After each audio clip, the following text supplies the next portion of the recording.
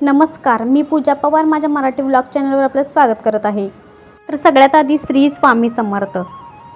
तर बघा, स्वामींचा जप नाम कसा करावा, त्याची सवय कशी लावावी। बऱ्याच लोकांना समस्या असते की जप नाम करायला बसले की त्यांचे मन इकडे तिकडे भटकत असते। तोंडातून तर श्री स्वामी समर्थ असं निघत असतं, पण मन मात्र इकडे तिकडे भटकत असतं, चंचल होत असतं। त्यांना असं वाटत असतं की कधी एकदाची जपमाळ पूर्ण होते। ते ठरवतात की मला 11 माळी जप करायचा आहे, पण 11 काय, एक माळ जप करताना सुद्धा त्यांना कंटाळा येतो। त्यांना 11 माळी जप करायचाच असतो, सेवाही करायची असते, पण त्यांचं मन त्यांना साथ देत नसतं। मन एका ठिकाणी थांबत नसतं। काहींचं तर डोकं दुखायला लागतं, तर काहींना झोप येते, आळस येते, जांभळी येत असते। तर बघा, ह्या आपल्या स्वतःच्या समस्या आहेत, दुसऱ्यांच्या नाहीत। तर यांना स्वतः आपण दूर करू शकतो आणि दररोज सकाळ संध्याकाळी जप नामाची सवय आपण स्वतःला लावून घेऊ शकतो। तर आता ही सवय कशी लावावी? तर बघा, जेव्हा आपण नाम जप करायला बसणार आहोत, नाम जप करायला ठरवाल, त्या दिवशी काय करायचं आपल्याला? सगळ्यात आधी आपलं हात, पाय, तोंड स्वच्छ पाण्याने, थंड पाण्याने धुवून घ्यायचं आहे। आता जप नाम करताना स्वामींसमोरच बसायला पाहिजे असं काही नाही। जिथं तुम्हाला सोयीस्कर वाटेल तिथं तुम्ही नामस्मरणासाठी बसू शकता।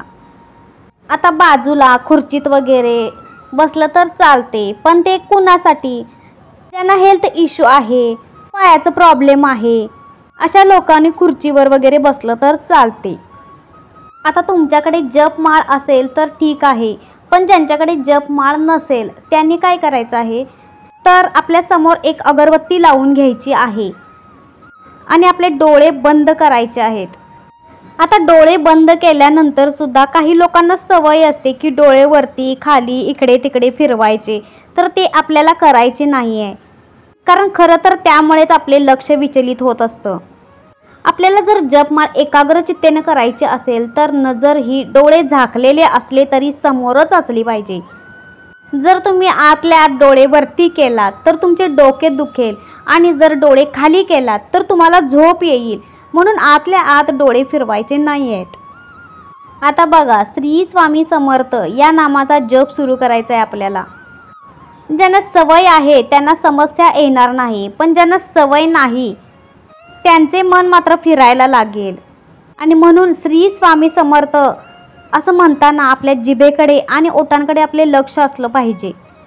त्यात श्री कसं बोलतोय, स्वामी कसं बोलतोय आणि समर्थ कसं बोलतोय, एक एक शब्दांना ओठांकडे आणि जिभेकडे लक्ष द्यावे की आपण हा मंत्र, हा स्वामींचा जप आपण कसा करतोय, याच्याकडे प्रत्येक वेळी आपलं लक्ष असलं पाहिजे। तर बघा, असे केल्याने तुमचे मन भटकणार नाही आणि तुमच्या डोक्यात, मनात श्री स्वामी समर्थ हेच शब्द राहतील। भले तुम्ही 1-2 माळ जप केलं तरी सुद्धा चालेल, पण हळूहळू सुरू करावे। जास्त घाई गडबड करू नये। जर तुम्हाला 11 माळी जप एकदम जमत नसेल तर पहिल्या दिवशी 1 माळ, दुसऱ्या दिवशी 2 माळ असं करत करत तुम्ही वाढवू शकता। जेव्हा तुम्हाला याची सवय होईल तेव्हा डोळे बंद करून 11 माळी जप केल्यानंतर स्वामींचा फोटो तुम्हाला डोळ्यासमोर कसा दिसतो ते तुम्ही स्वतः पाहू शकता। तर नामस्मरणाने काय होईल?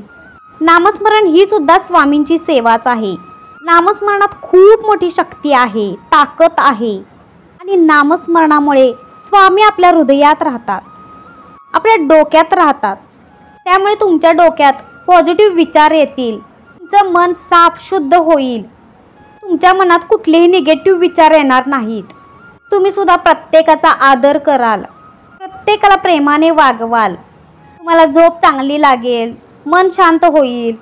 तुम्ही जर एक जपमाळ करत असाल तर स्वामींचे 108 वेळा नामस्मरण तुमच्या तोंडून होत असतं। आणि म्हणूनच रोज सकाळी संध्याकाळी जपमाळ करण्याची आपण सवय लावून घ्यावी। श्री स्वामी समर्थ।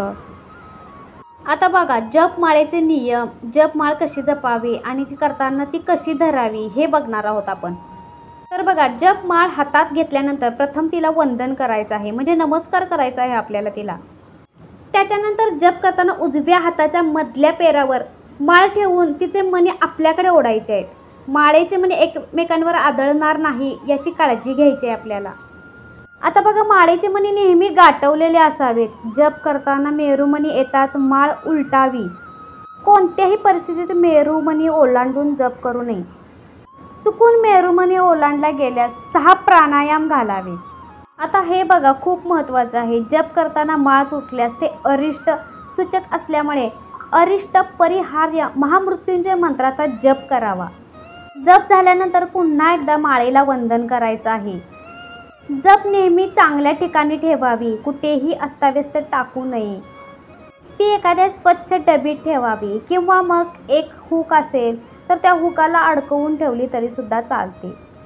आता शेवटचा महत्त्वाचा उपाय म्हणजे आपण जप करताना स्वतःसुद्धा आसनावरती बसायचं आहे. म्हणजे एखादा पाट घ्यायचा आहे आपण बसायला किंवा एखादं आसन घ्यायचं आहे आपण बसायला आणि मगच जपमाळ करायची आहे. श्री स्वामी समर्थ.